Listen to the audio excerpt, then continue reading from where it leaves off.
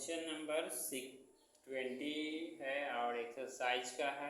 Unit और dimension chapter, मतलब chapter unit और डायमेंशन है, जिसमें हमें पढ़ना है क्या, ये 20 क्वेश्चन को एक्सरसाइज को सोल्व करना है। ठीक है, और न्यू वाले बुक में यह चेंज हो चुका है, मतलब कुछ कमाल के लिए हमें सोल्व करना है नॉलेज के लिए, और खासकर ये कंपटीशन के लिए, चाहे नीट का एग्ज़ाम हो या IIT का। और बहुत ही मज़ेदार क्वेश्चन है यह, समझे ना।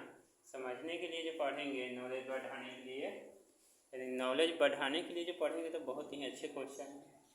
तो सबसे पहले देखना है, क्वेश्चन में दिया हुआ है the nearest star to our solar system is 4.29 light year away.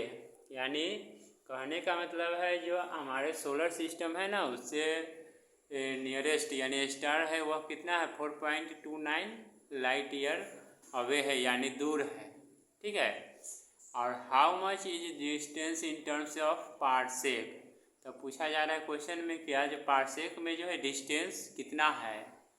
तो how much parallax would this star so when viewed from the two locations of the earth 6 months apart in its orbits around the sun। और फिर next question में पूछा जा रहा है कि कितना मतलब पैरेलैक्स होना चाहिए स्टार्स का, और यह भी दिखाते हुए कि टू लोकेशन कर रहा है 6 मंथ के लिए, वो ऑर्बिट अराउंड द मतलब सन के अराउंड में जो ऑर्बिट है वो कितना दूरी पर है, यानी उसका टाइम क्या लगता है। ठीक है, यह भी हमें बताना है। तो सबसे पहले हम सोल्व करेंगे क्वेश्चन में 4.29 लाइट ईयर लिखेंगे, यानी क्वेश्चन में जो दिया हुआ है वो लिखेंगे। तो लिखेंगे 4.29 लाइट ईयर, क्या है, LY मीन्स लाइट ईयर। अब इसको लाइट ईयर को क्या करना है, यानी ये तो डिस्टेंस के लिए है ना, डिस्टेंस है, तो लिख देंगे distance equal to 4.29 light year. अब लाइट ईयर को हम मीटर में चेंज करेंगे, तो हम जानते हैं 1 लाइट ईयर इक्वल टू कितना है, 4.6 into 10 to the power 15 metre, और इंटू कितना है 4.29 है, 4.29। अब इसको और इसको जब मल्टीप्लाई करेंगे तो 9.46 इंटू 4.29 तो कितना होता है यह हमें बतलाना है। तो 9.46 और 4.29 को जब मल्टीप्लाई कर देंगे ना तो हो जाएगा 4.058 into 10 to the power 16 metre. ठीक है, समझ रहा है ना, समझ रहा है ना। ठीक है, तो इसके बाद है फिर हमें नेक्स्ट क्वेश्चन देखना है।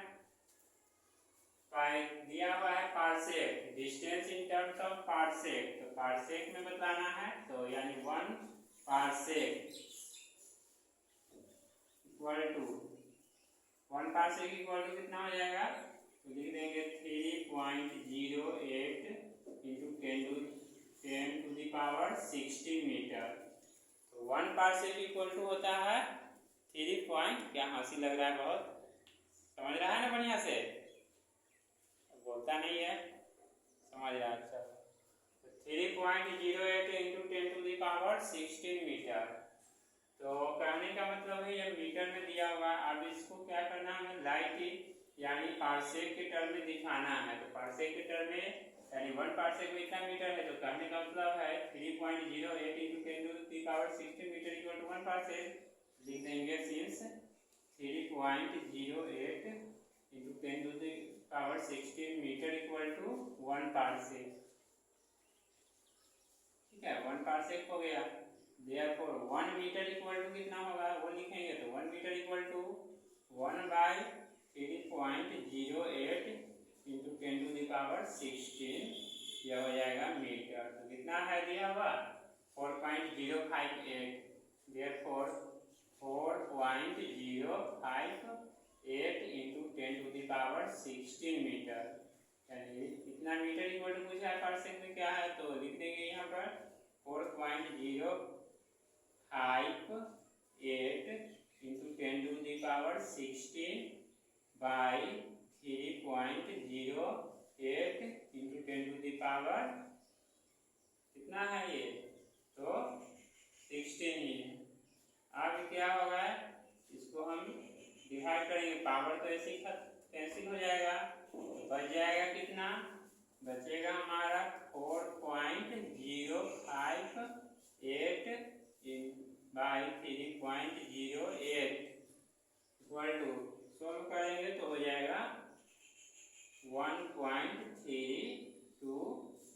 पार्सेक।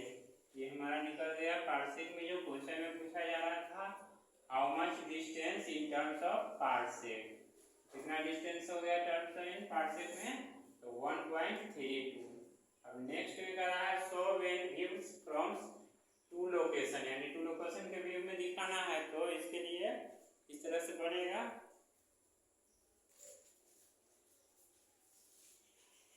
नेक्स्ट जो है आगे बताना है, ये तो हो गया, दिखाई दे रहा है ना पूरा, ठीक, पूरा आ रहा है ना साफ, ठीक है। देखो कॉपी में लिख लिया ना, लिख लिया ना, ठीक।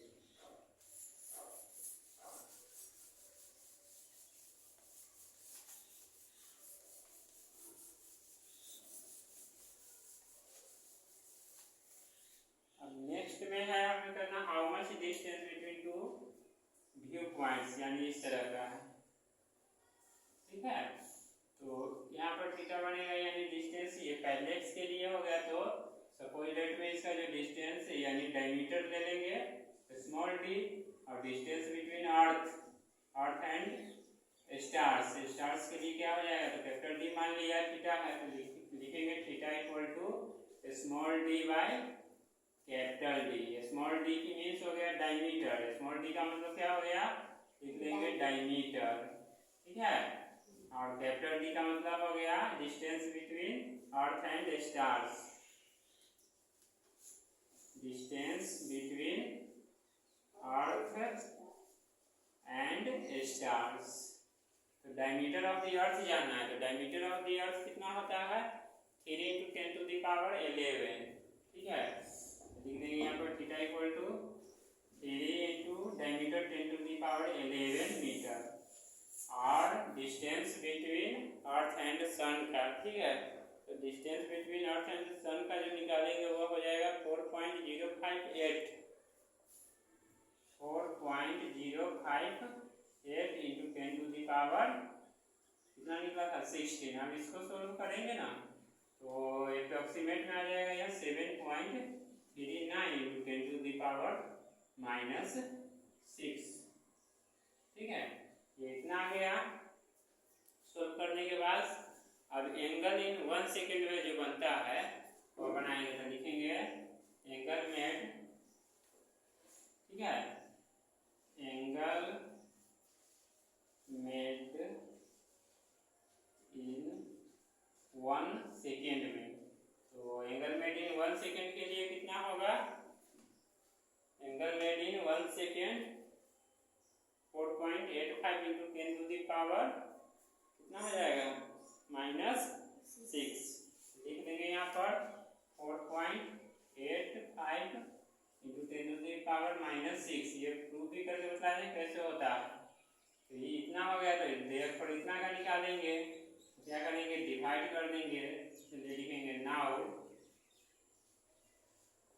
ठीक है। तो 7.39 × 10⁻⁻6 बाय 4.85 × 10⁻⁻6, 10⁻⁻6 से 6 कैंसिल हो गया, इसको डिवाइड करेंगे तो अप्रोक्सीमेट में आएगा हमारा ये 1.52। सोल्व करने के बाद है ना 1.52 सेकेंड हो गया आंसर, ठीक है। ये हो गया। अच्छा क्वेश्चन ये आता होगा दिमाग में, 1 सेकेंड इक्वल टू 4.85 × 10⁻⁻6 कैसे होता है, तो ये हम बदलाए थे, प्रूफ करके एक बार फिर बदला देते हैं। जैसे एंगल थीटा जो रेडियन बनता है, ठीक है, थीटा जो निकालना होता है तो हम लिखते हैं थीटा इक्वल टू π/180 रेडियन। अब इसको सेकेंड में करना है तो 1 मिनट का 60 सेकेंड होता है, तो π/180 × 60, ये पहले भी प्रूफ करके बताए हुए हैं। तो सेकेंड है तो सेकेंड के लिए डबल, तो π/180 × 60 आप इसको सोल्व करेंगे तो पाई का वैल्यू कितना होता है 3.14 बाय 180 × 3600। जब इसको सोल्व करेंगे तो यह 1 सेकेंड के लिए निकल जाएगा, वही वही यहाँ पर आया 4.85 इंटू 10⁻16 आया। ठीक है, तो इस तरह हो गया क्वेश्चन नंबर 20 सॉल्व, है ना।